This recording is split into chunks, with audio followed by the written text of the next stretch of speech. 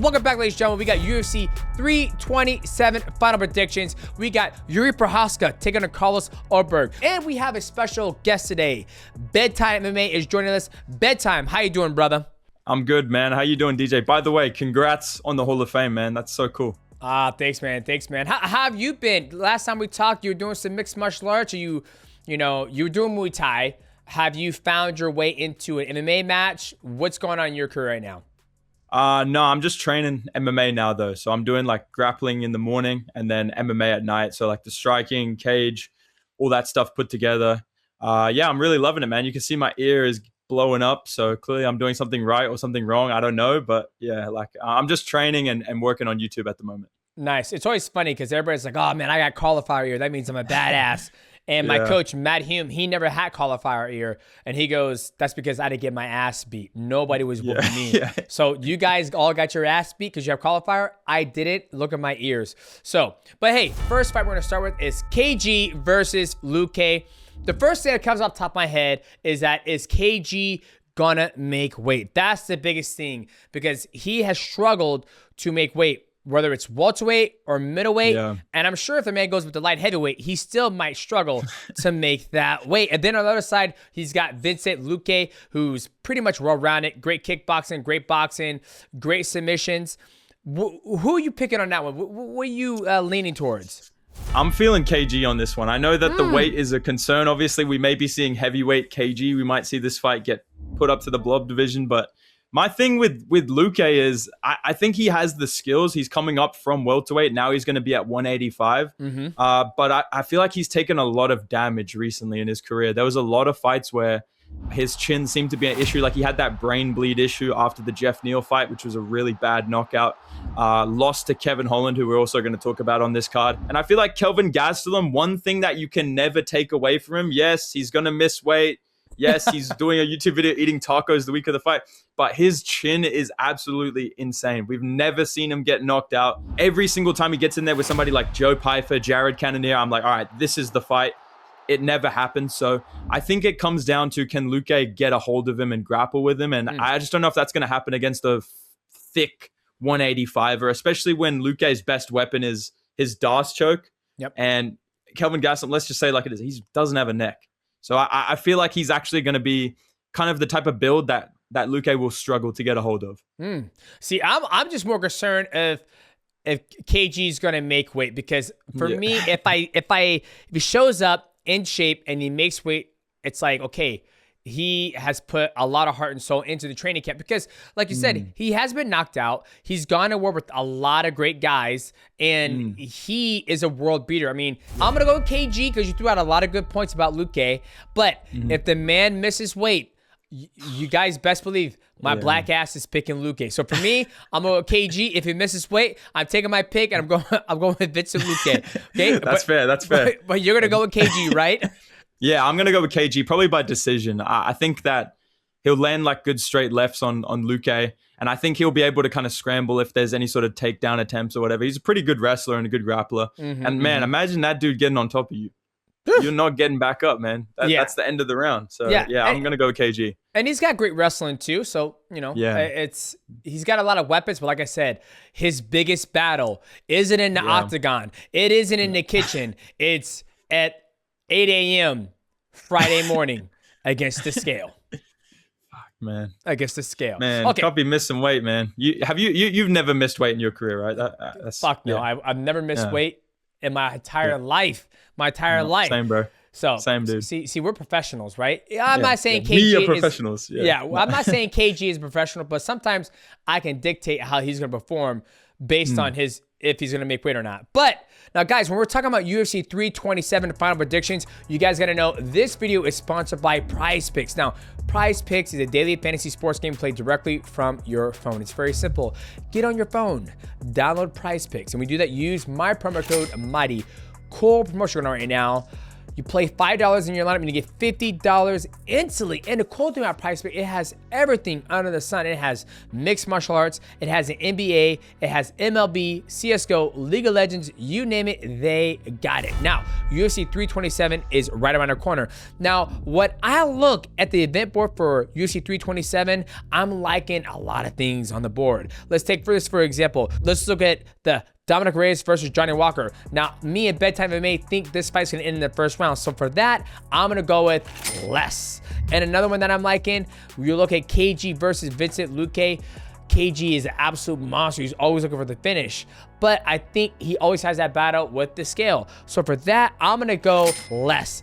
So boys, lock in your picks at the right place, which is PrizePicks. Now, shout out to PrizePicks for sponsoring this video. Let's get back to the final predictions for UFC 327 with my man BEDTIME MMA. Let's go to the next fight. Kevin Holland taking on Randy Brown. You know, I'm gonna let you set the stage and run this one, BEDTIME. Go ahead, take it away. Man, Kevin Holland, I feel like there was this point where we thought he's come back down to 170. I feel like physically he fits that weight class a lot better. He's a big guy, good power, good grappling, crazy chin, very similar to KG in that respect where you see him go to war with these guys and he just cannot get rocked, cannot get finished. But I just don't like the way he's been fighting lately. And I guess this is why they put him here with Randy Brown, who's not necessarily a guy that's like a top 15 guy. He was just there, but I think I'm going to go with Randy Brown in this fight. I feel like he's a little bit more consistent. Like with Kevin Holland, I just feel like I can't pick this guy. Every time I pick him, he goes out there, he lays in full guard, he like slaps the guy on the ear. He you know, talks and jokes around in the fight, and that's entertaining, but it's frustrating to watch if you're watching somebody that you know has the potential to be really good that's not really acting on it, right? Like he hasn't changed his game or his style that much, even though he's lost a couple of his last few fights. And I feel like he made a lot of money fighting Khamzat Chimaev on short notice, and maybe that's a factor to it. But I think Randy Brown's a little bit more committed, locked in at 170. The only thing I will say is Kevin Holland and Randy Brown decide to trade, Randy Brown's going to sleep. Like Kevin Holland's chin is way better. Yeah. And I do think he could lock up a choke. Like he's super dangerous. That's what I mean. I kind of want to pick him, but I just can't because of the inconsistencies, the way he performs. You know what I mean? I think that's so tricky, but yeah, that's how I feel. I mean, for me, I'll go ahead and pick him. I'm picking Darkman where his choke, the Darkman choke. And I can see where you're coming from. You know, he was kind of bouncing around from welterweight to middleweight because he just wanted to compete. And I do agree with you. I think the welterweight division fits his body type, his body composition a lot more. He's long. He can get that Darce choke. And I think for when it comes to Kevin Holland, he just likes to have fun, right? So if he goes out there, gets his swagger going, starts talking, slapping, he's got great hands. He's knocked out my boy Joaquin Buckley. So he is inconsistent, but I think when he shows up at welterweight division, I think he's gonna perform. So for me, I'm gonna have to go with Kevin Holland. Just like you said, because Randy Brown's had to get the fight to the ground, right? And that's the only time we've actually seen Kevin Holland get dominated when he fought Khamzat Chimaev and other athletes who were able to get the fight to the ground. I don't think Randy's able to get him to the ground. So for that, I'm going to go with Kevin Holland by Darkman choke. I think he's going to lock up that choke, them long-ass, black-ass arms, and he's going to submit him. He's going to submit him. That's what I'm going with. I could see that happening, man. I feel like Randy Brown is going to be a little bit sharper in the boxing, though, like technically. I could see Randy Brown just moving around on the outside because he's not really a grappler that much. Like he can clinch you up, and I felt like he kind of got robbed against Brian Battle because of being held up against the fence. But I can definitely see him just popping his jab, being a little bit more technical, using calf kicks. I think that's one weakness we've seen Kevin Holland have as well, on top of the grappling, because he does have the choke, and I think that actually takes away some wrestling threat for people. But even against D-Rod, we saw him just struggle with somebody that's a little bit like more crisp in the boxing. So I'm going to go with Randy Brown by decision, but I do see what you're saying, and this has happened to me a lot of times where I've been like, dude, nah, Kevin Holland's done. And then he fucking destroys the guy. And I'm like, all right, we're back. We're back on the train. You know? Well, you know, that's why it's called fighting, right? Like you sit there, you take a look at what's going on. You know, Randy Brown did lose his last fight by knockout. So hopefully, you know, for Kevin Holland's sake, hopefully that chin is still, you know, on thin ice so he can put him to sleep or he get Darkman choke. So I'm going with Kevin Holland. BEDTIME's going with Randy Brown. Lock it in, boys. And then let's move to the next fight. I mean, this is a pretty stacked card. Pitbull taking on Aaron Pico. The interesting thing about this fight, it's two ex-Bellator guys fighting each other. And the fact that these guys have never come across each other during the Bellator days is absolutely crazy, because obviously Pitbull was a champion. 145, 155. He was never a champ at 135 because he lost surgery with Pettis. But since he's come to the UFC, he's been able to, I believe he's got one win, but he's lost a couple. He hasn't had the same success as Michael Venom Page. Neither has Aaron Pico. The last time I saw Aaron Pico, he got put to sleep by Lerone Murphy. So with this one, I think this one's hard. Yeah, it is. Yeah. Because they both haven't had a lot of success that everybody thought they're going to have when it came over to the UFC. But now it's pretty much Bellator. This is a Bellator fight. And for me, I've always... for me, I'm going to have to go to Aaron Pico, because I've always loved how Aaron Pico approaches the fight. Crisp boxing, great wrestling, and he's not scared to exchange. When you look at Pitbull, he always comes to the edge of the void. He because Henry used to train with them, and he calls it borders. He'll blind fire once his opponent comes across the border. And so I'm expecting Aaron Pico to come out there with that sharp boxing, throw that jab, lots of feints to keep Pitbull guessing, and then he's going to use a wrestling, because I kind of feel like Aaron Pico might be the bigger guy in this fight. Yeah. No, I agree. I think it's tricky though, because I feel like Pitbull was a higher level than wherever Pico got to. Like, this is straight up a Bellator title fight basically on the prelims, which is kind of cool. But I feel like Pico, he has more raw talent, potential, explosiveness. I think all of those things are on his side. The only thing that worries me is that when this dude loses, it is via like brutal highlight reel KO. Whereas Pitbull, his only loss in the UFC, it was to Yair Rodriguez by decision. So it's not that bad compared to getting knocked out by Lerone Murphy, who is really good. But let's be real, like, we haven't really seen Lerone Murphy do that to anybody else in the UFC, except for like Amir Khani back in the day with like a knee. But I probably will lean towards Aaron Pico, just because I feel like he'll be doing more. Like you said, Pitbull kind of fights very similar to Henry Cejudo, like with that stance, like on the outside, like just super wide, picks his shots a little bit. Even against Dan Ige, it was like a 29-28. He won one round with like a big shot. Then he got a takedown and kind of swung around. I think against Aaron Pico, he'll be on the back foot, and maybe he'll catch him on the back foot. He does have big power. He's a little bit more composed, I would say, and more overall like well-rounded than Aaron Pico. But I think he'll be backed up and dealing with damage and potentially get taken down and dumped. I'm going to lean towards Pico, but it's a close fight. I think it's actually closer than some people might make it out to be. Yeah. And you look at Pitbull, he's been fighting for a long time. Yeah. A long time. It's not like he's a spring chicken. And the fights he's been doing across 3 divisions have not been easy, right? There's been some fights where he starched some people, but when you've been fighting for this long and you're going against another higher caliber guy who's also been starching people, it can make for a good fight. But I love how you said it is a Bellator title fight on the prelims. Yeah. So for that, I'm going to go with you. I'm going to go with Aaron Pico with that. So we're both picking Aaron Pico to beat Pitbull under the prelims. So he could be pretty much the lightweight Bellator champion, essentially. Hey, there you go. And new, featherweight champ. What if they did that? They're like, and new Bellator featherweight champ of the world. Okay, then let's move forward. We got Dominic Reyes versus Johnny Walker. This is another unique fight. Johnny Walker, super athletic, kind of off the wall when he does fight, running off the cage, slapping. I'm taking a Dominic Reyes, who's kind of been on a good tear. I think his biggest highlight in his career, a lot of people thought he won that fight against, Johnny Bones. But he's taking on Johnny Walker. How you feeling about this one? Dude, I love this fight. This is over in round 1. I feel like we can all agree on that. If this goes the distance, I'll be genuinely shocked. These guys are hilarious, especially Johnny Walker. His last fight when he pulled full mount, like 10 seconds in.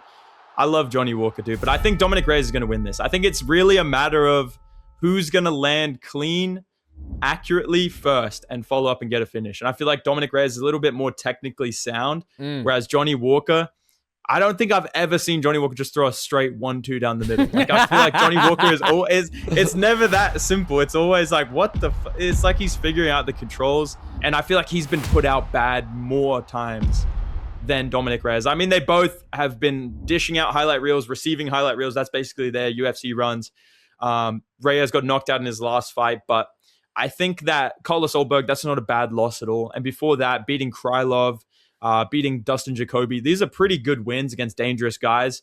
I think he's going to catch Johnny Walker with like a big shot coming in, or like just step back, because I feel like Dominic Reyes is really good for a big guy being on the back foot. He has so many like step back left hands, like when he got OSP with that in the last second of their fight. And obviously Nikita Krylov in that last one, he kind of hit like the McGregor Aldo knockout on him. So I think that plays into the way Johnny Walker fights really well for Dominic Reyes. Like Johnny Walker will be aggressive and doing weird shit. Yep. And I can see Reyes just stepping back, boom, put him out.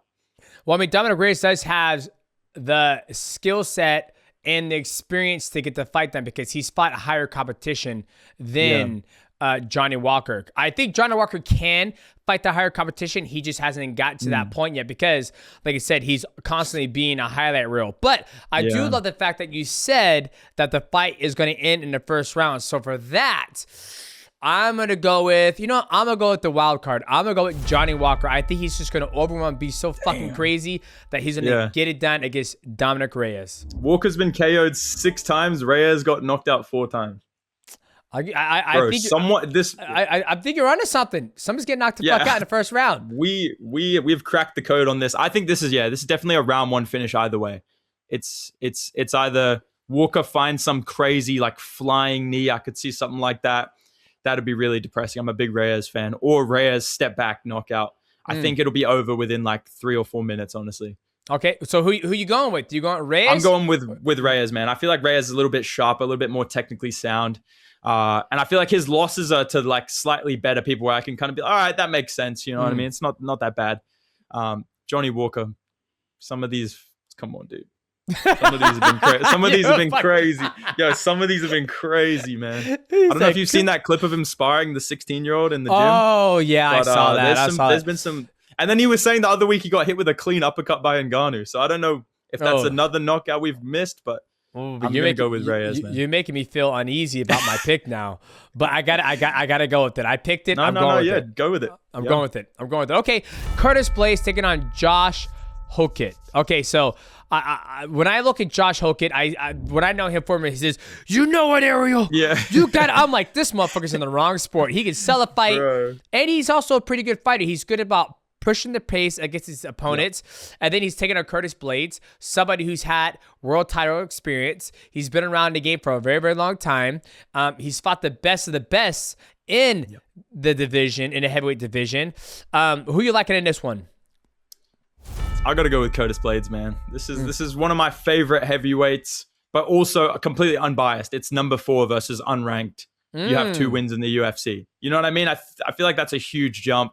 I just feel like the things that Josh Hokit's really good at is his wrestling and pushing the pace. But against Curtis Blaydes, I don't really see how that works out too well. I think that Curtis Blaydes has an advantage on the feet. Like, he's got a lot of knockouts on his resume. He hasn't really shot a takedown in like a couple of years, except for fighting Rosenstrike. But all of his other fights recently, he's been striking. And sometimes it hasn't worked out for him against Pavlovich and Aspinall, but otherwise, we've seen him be able to kind of defend takedowns from Almeida and finish him via ground and pound.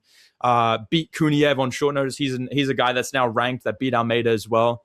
And that was with a lot of injuries. So I feel like Curtis Blaydes has a lot of ways to win this fight. And I like that. When I look at a fight where I'm like, oh man, this is a weird matchup, I like to just go with, all right, who has more ways to win the fight? I feel like Curtis Blaydes can keep this standing and chop the calf and land big shots, because he has really fast hands for a heavyweight. He's really quick with his hands. And I also feel like if he gets a takedown, he's going to drop elbows. Like that Alistair Overeem knockout that he got just via ground and pound. I feel like Blaydes just has more weapons. He's not the type of heavyweight that's just going to gas out 2 seconds in, He actually has some athleticism and some movement. So I think this is a tough jump up for Josh Hokit. I think he's really good, though. I do think he's a good prospect at heavyweight. I don't know. I think he might answer the call, man. I mean, he's undefeated. Dude. 100% finishing rate. I mean, 5 finishes by knockout and 3 finishes by submission. So that, he might not have that ranked number next to his name. And I think this is his opportunity to be able to earn that. So for that, I'm going to go with Josh. nothing against Curtis Blaydes. Great guy. He's been in this sport for a long time. But I think there's a new wave that's coming into mixed martial arts where you're starting to get these guys who are coming in, who know what they're doing, and they're undefeated. You know, when we're talking about guys, I think that's the second athlete on this card that's undefeated. And I think we got to put some respect on them having that. So for that, I'm gonna go with Josh over Curtis Blaydes. That's fair, man. It's hard to pick against somebody undefeated. Like it's you have to manufacture that first time for them losing. I just feel like Curtis Blaydes is not one of these heavyweights that you look at and you're like, dude, how is this guy in the UFC? Like there is some ranked UFC heavyweights that is just a guy just walking around the octagon, throwing punches and slowing down. Like Curtis Blaydes actually came in as that. And he's been through Ngannou and Aspinall and all these guys. And it beat a lot of the top contenders that he's had to fight. His losses, I feel like, are all to powerful strikers and boxers. And I feel like Hokit is more of a wrestler. That's why I'm leaning towards like Blaydes as unbiasedly as I can. Obviously, yes, I'm rooting for Curtis Blaydes. That's my boy. But I think stylistically, this is actually a really hard top 5 fight for Hokit. Like if we were talking about Hokit versus like Marcin Tybura or Sergey Spivak or maybe like Jailton Almeida, I would say, okay, maybe he can bully them, right? Like Jailton Almeida, sometimes I don't know for how big he is and strong, and now he had I just don't like. I hear you. You just brought Jailton Almeida up, and my mind just went on. I was like, I can't believe he was. And he was undefeated too before he fought Blaydes. Really? So, wow. Well, there you go. See, trying to say, hey. Okay. All right. Shit. You go with Blaydes. I'm going with Josh. I just want to see another. I just want to see another cool promo and see where it goes from there. That's fair. All I want to see. That's all. Okay. Let's get with to the hoodie as well. Are we bringing the hoodie? We bringing the hoodie for the post fight? I mean, you got to ask him. I'm not fucking there. We'll find out though. All right. Let's go to the co-main event. Paulo Costa taking Osman. You know what? Once again, I have the same feeling in my gut when it comes to Paulo Costa that I do with KG, is that here is this gentleman who's built like a Greek god, a Brazilian Greek god, and sometimes you just don't know what he's going to do. When he was going to fight Sean Strickland, I thought he was going to beat the fucking bricks off Sean Strickland just because his athletic ability, the things he's done when he fought Yoel Romero, he has spot the cream of the crop when it comes to the middleweight division, and this fight is at a light heavyweight, so let's see how his body composition changes or how it does at light heavyweight. He's not going to be fighting the faster middleweights, but I feel he's also inconsistent when he performs. And for that, I'm a little worried. I just don't know what Paulo Costa we're going to get when he shows up to fight.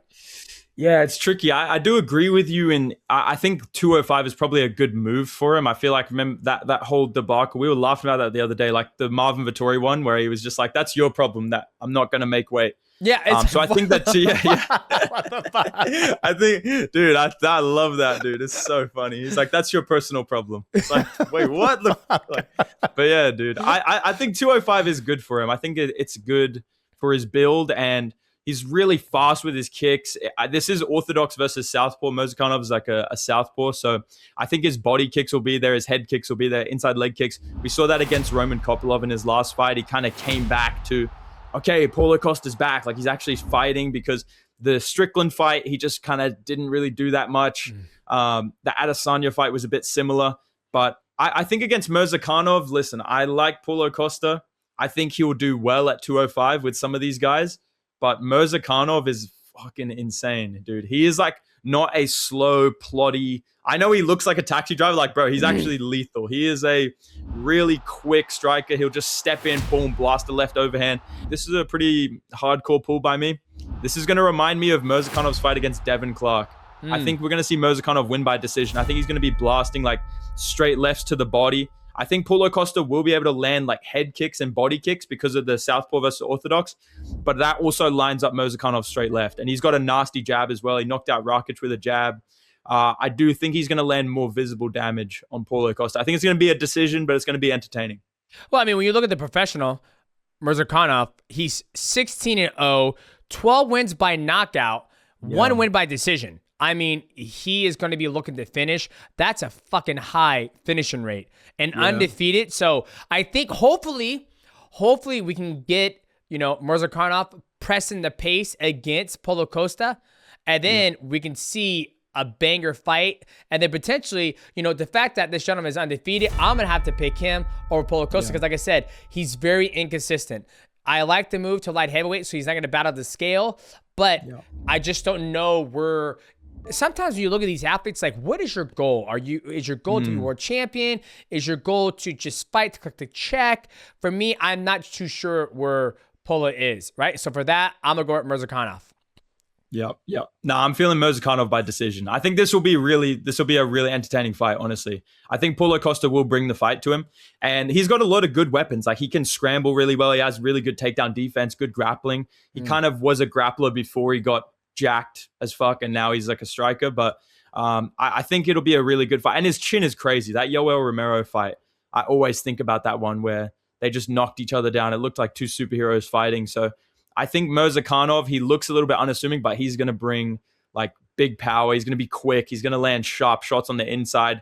And I feel like his straight left to the body and up top will be there. I think he'll win like a 29-28, like fight of the night type decision. Or maybe he just knocks out Paulo Costa. Maybe I'm wrong, but I think it'll be a decision. I think he'll knock the fuck out. I think we're going to find out. I just like the inconsistent, right? It's almost the same thing you feel about Kevin Holland, the inconsistent. I just feel with a guy who's undefeated, 12 wins by knockout, he's not going to be scared to exchange. It's not. Paulo Costa hasn't done anything in the last 2 years, 3 years to make me feel like it's not the same Paulo Costa that fought Yoel Romero, right? So I think for when you find a guy from Russia, undefeated, he coming to get that money. Coming to get the money. All right, boys, let's get to the main event of the evening. JIRI Procházka taking on Carlos Ulberg. Now, I'm going to chime in on, I'm going to go in on JIRI Procházka, and I'll let Bedtime take over Carlos Ulberg because I feel like he's more, familiar with Carlos. But when you look at JIRI Procházka, I always say that what makes him so good is that he's able to fight in the chaos and put his opponents in a high pace, in a high chaos realm. If you look at his last fight when he fought Khalil Rountree, I just got done watching it. Khalil Rountree was looking fucking good, snapping that body kick, beautiful combinations, landing all these things. And JIRI Procházka was just doing his shit like he was running through the forest when the bees trying to get him. And he was able to keep a certain pace, and when he fights and he creates that chaos, his heart rate doesn't spike, right? And he's doing all these feints, and his opponents watch all the time. And when somebody's constantly feinting, I have no idea when they're going to come across the void or they're going to stay outside the void. So he's really good about attacking somebody's nervous system. And then once he starts to fight, he's throwing punches from weird angles. He does a lot of things that should not be able to be used inside of mixed martial arts fights. When he fought Alex Pereira threw that high kick and got knocked out just like our boy Wing C does, right? He comes outside that motherfucking box and high kick, bitch down, right? So that's what JIRI Procházka brings to the table. Bedtime, what does Carlos bring to the table?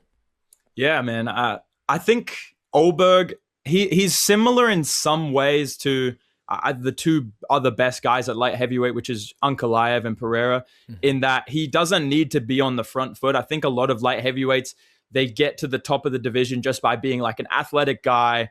They know how to box. They know how to wrestle. You know what I mean? But Ulberg is very technically sound. Like, he has good calf kicks. He comes from that CKB team, good takedown defense. And he doesn't rush things. He doesn't force it. He's okay being on the back foot and kind of going second in an exchange. We saw that against Dominic Reyes, where I feel like that really threw Reyes off, that Ulberg didn't really throw anything, just kind of waited for him and just made this read, step back, it's over, And I think against JIRI Procházka, Ulberg definitely is going to be able to like step back, land his check hook. That's his biggest weapon. Land a nice 1-2, land calf kicks. We saw Alex Pereira doing really well with leg kicks against JIRI Procházka because he doesn't believe in checking kicks. He just simply walks forward. He doesn't give a fuck, dude. But I think being on the back foot against JIRI Procházka and your Carlos Ulberg, do you have the power to KO him like Alex Pereira? I don't know if that's... I don't know if he does. I think that JIRI Procházka, the way that he walks forward, like you said, it's chaotic and it makes people really like overwhelmed, especially when he decides, okay, I'm going to go get this guy now. Like the Khalil fight, round 3. it's night and day different from round 1 and 2. He's just walking for, he jumps at him, grabs his wrist, stop moving, elbow, like knee, it just starts to take over. One thing I find with JIRI that from the Alex Pereira losses to now is I think he's a little bit more technically sound in the way that he pressures people and attacks them than just headhunting the whole time, just walking at them. Stabs the front kick to the body constantly, grabs a hold of you, knees to the body, elbows. I think those things, as the fight goes on, will start to fatigue Ulberg. And if somebody's willing to back up, I feel like JIRI Procházka will close that space and start to land big shots. So I think Ulberg's going to be doing well until he isn't. Like similar to honestly, Khalil and Jamal and, you know, a lot of the guys that have Rakic, I think that's a great blueprint of what I could see this fight going like, where you saw in that fight, Rakic landed his best shots on JIRI. And JIRI's just like, I don't give a shit. And then it's over, dude. It's over. So I think it'll be similar to that. I feel like the only people that beat JIRI right now is like Pereira. Like that's it, man. I think JIRI's gonna beat Ulberg by like round 3 knockout. Round 3. And another thing too, this is Carlos's first time going into a 5-round fight, right? Yeah. This whole entire time, he's never had championship experience. When you get to that round 4, you get to round 5, and you got a man who's constantly pressuring you like JIRI Procházka does, that starts to pay dividends over time. And just having your nervous system being, you know, tested the whole entire time, I think, you know, but I do like how Carlos, you know, I went here and I looked at his record. He's only got 1 loss on his record. So he's doing something right. But is it enough to take out JIRI Procházka? And I'm going to have to side with you. I think JIRI Procházka, he just had his first child. That also gives you some extra powers. Yeah, I think we're going to have to go JIRI Procházka over Ulberg as well. Yeah, I agree. I think the body shots, like the front kicks to the body, will start to add up. The knees and all that stuff. I can just, because Ulberg, I don't think he'll struggle cardio-wise with going 5 rounds because he's not very high output. He's very technical. He just waits for his moments, almost sometimes too much. Like the Jan Blachowicz fight, it's a split decision because it comes down to, well, he actually landed 3 calf kicks and Jan landed 2. You know what I mean? And I just don't think that type of game works against JIRI. You're going to have to fight him. And that's what I love about JIRI is like, even if he loses this, he's going to go forward and force Ulberg to knock him out if he wants to beat him. Like, you know what? After looking at the man's record, I'm changing my pick to Carlos. I knew you were going to pick Ulberg.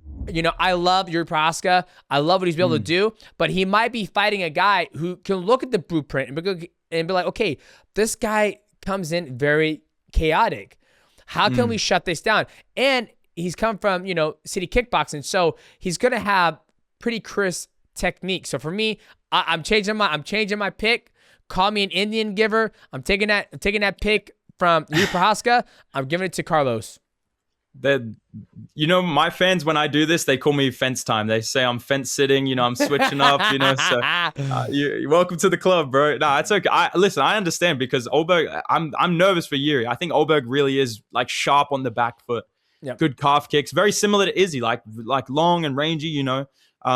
Big light heavyweight. I just feel like JIRI Procházka is not going to accept getting 0.4 at range, you know, and the other guys that Ulberg has KO'd, they try and rush him.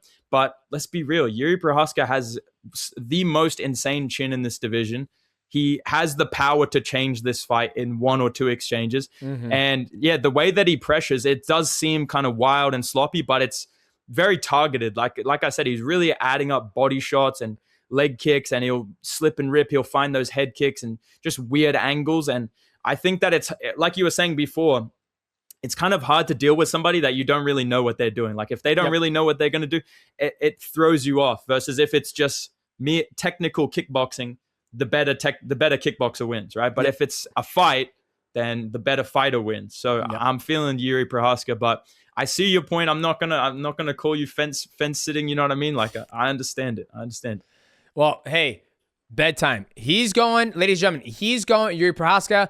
I'm going to call us Ulberg. Guys, if you guys enjoyed this special edition of the final predictions, please leave a like, subscribe. Also, hit the bell to go live and do yourself a favor. Go follow my man, Bedtime MMA, on his YouTube channel, okay? And in both our comments, let us know, did we get it right? Is Mighty going to prevail or is Bedtime going to prevail? Let us know in the comment section down below. Get him in, and we will see you guys at the next video.